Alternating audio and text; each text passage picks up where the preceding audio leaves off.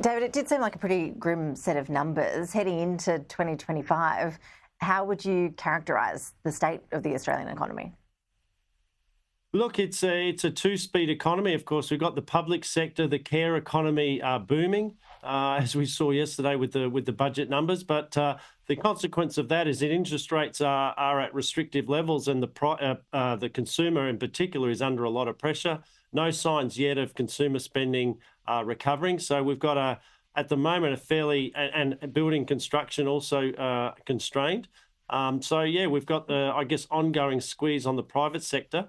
Overall growth, I think, is going to remain fairly subdued until we get the inflation rate down and the RBA can start to deliver some relief on the interest rate front. But at this stage, it's looking like, more like mid-year, even later next year. And I think what the Fed did overnight is important, because if the Fed is scaling back the timing of its rate cuts and the Aussie dollar is weakening, which will add to upward pressure on import inflation, it just means the RBA, is less likely to go early in cutting rates as well. One of the big things to watch out for, of course, next year is what the US President-elect Donald Trump does when it comes to his threatened tariffs. What's the expectation in the markets here about what sort of impact that will have on China and therefore us here at home?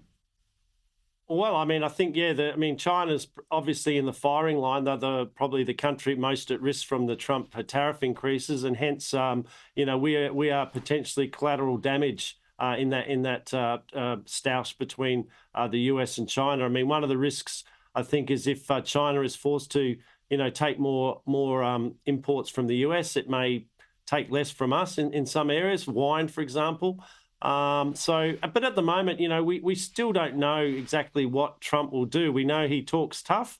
The hope in the markets, at least, is that a lot of his talk and a lot of his threats are his posturing, and he won't actually go through with the severity of the tariff increases he's proposed. It would put immediate upward pressure on US inflation, downward pressure on Wall Street, and countries would obviously retaliate. So I think the markets are sort of hoping that he's not going to be, the action won't match the words at this point.